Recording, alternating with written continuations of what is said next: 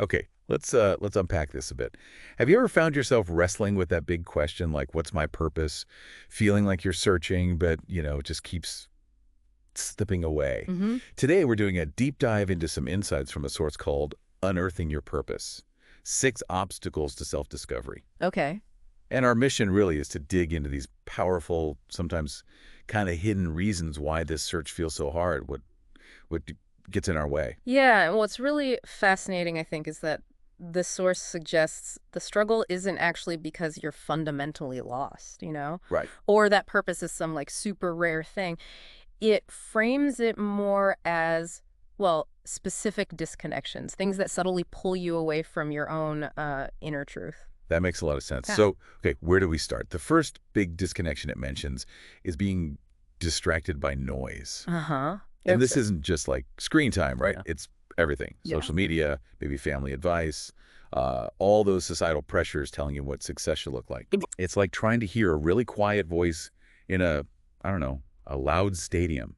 It just drowns out your own feelings. Totally. And, if we connect that to the bigger picture, this constant external noise, it often builds up what the source calls a condition to please others mentality. Ah.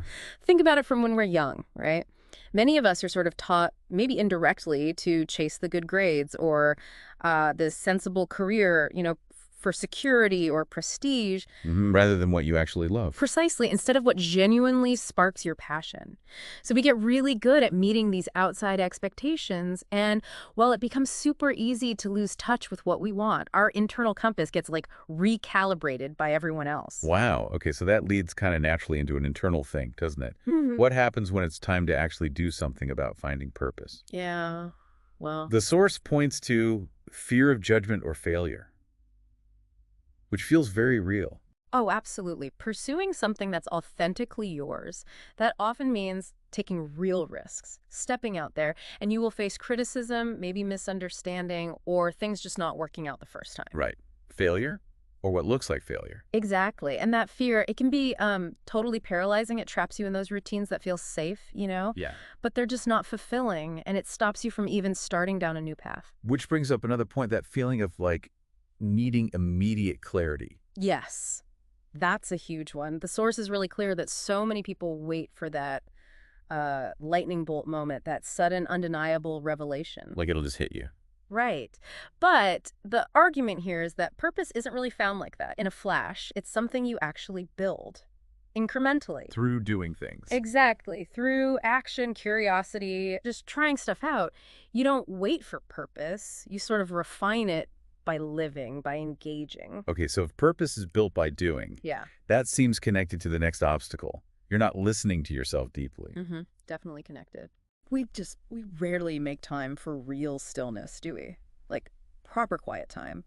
Journaling, meditating, or even just sitting and reflecting. It's true. It gets pushed aside. And without making space for that inner connection, all your deeper desires, your core values, maybe even your unique talents, they just stay buried. Yeah, buried under the noise we talked about earlier. Right. Makes it incredibly hard to hear that, that quiet inner truth that might be trying to guide you. And then there's the last big one the source tackles. It's this common idea that you associate purpose only with work. Yeah, that's a trap. Thinking purpose equals the perfect job title. Exactly. So many people limit it just to their career. Yeah. But the insight here is that purpose is actually way bigger than just your job. It's grander. So where else can it show up? Well, it can come powerfully through, meaningful relationships or creative outlets, service to others, community work, even just personal growth, learning something new. And importantly, it's not fixed. Your purpose isn't this static thing. It can absolutely change and evolve as you move through different stages of life. So basically, when we wrap this all up, this deep dive seems to show that the struggle isn't really because you're lost or, lacking direction inherently. Right. It's more often because you've been kind of disconnected from your inner self, distracted by all the external noise and what everyone else expects.